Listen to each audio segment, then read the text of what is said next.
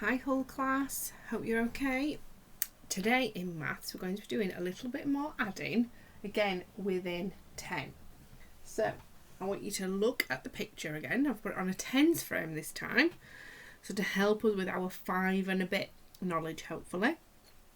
So if we'll have a look on my tens frame, I've got some horses and some sheep.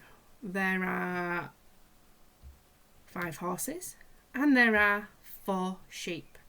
So altogether, it says there are so many animals altogether. So 5 and 4 we know makes 9. Okay, so you can either work that out by 5 and a bit, 5 and 4 more is 9, or you just know that your bonds 5 and 4 are 9. Hope you got that one right, whole class. Okay, next one. So I want you to have a go at doing this. Okay, you might need to just pause the video and go get yourself some paper and some pens, and then play the video and I'll show you the answer. I'll read it to you just so that you know.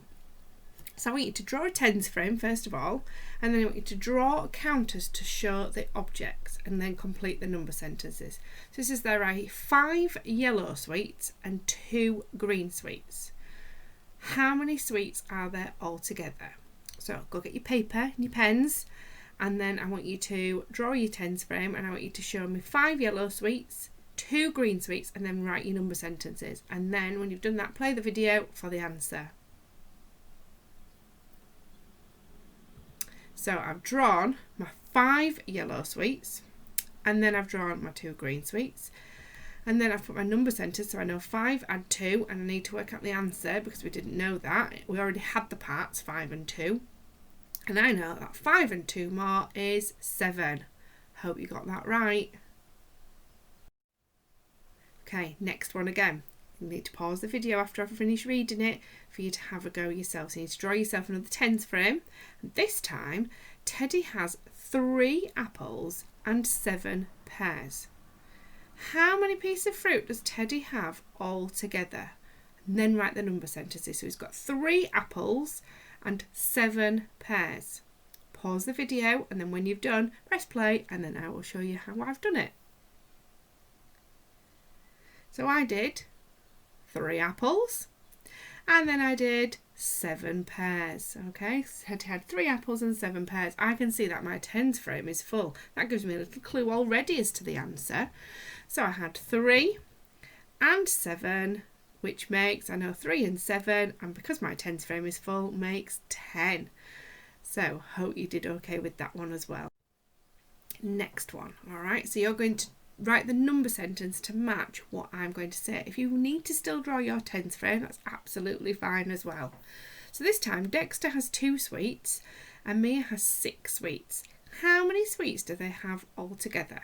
So write the number sentence, pause the video, remember if you need a little bit more time, and then I'll show you the answer. So Dexter has 2 sweets and Mia has 6 sweets. How many sweets do they have all together?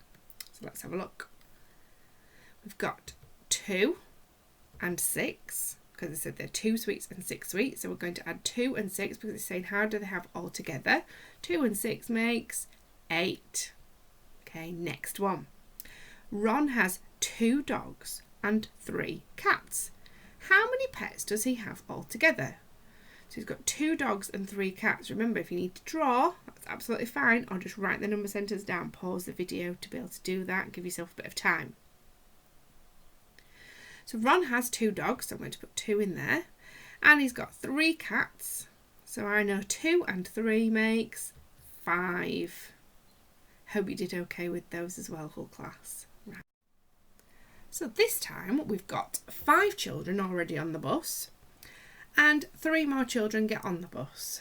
I want you to write a number sentence to match my picture. Now, a bit of a challenge. There are 4 different ways you could write this number sentence. So you might write it one way, but I want you to think about it. See if you can maybe switch it around a little bit of a clue, to see if you can find the 4 number sentences that go with my problem. If you can only find one, that's absolutely great as well. A bit of an extra challenge for you. So there are 5 children on the bus, 3 more children get on the bus. Write the number sentences to match my picture. Pause the video and have a go. Okay, so here are the 4 number sentences. See how you did. So we've got 5 and 3 equals 8. 3 and 5 equals 8, but then I could put my answer at the beginning where we've got 8 equals 5 add 3, or 8 equals 3 add 5. So remember, we've talked about switching them around a bit, haven't we?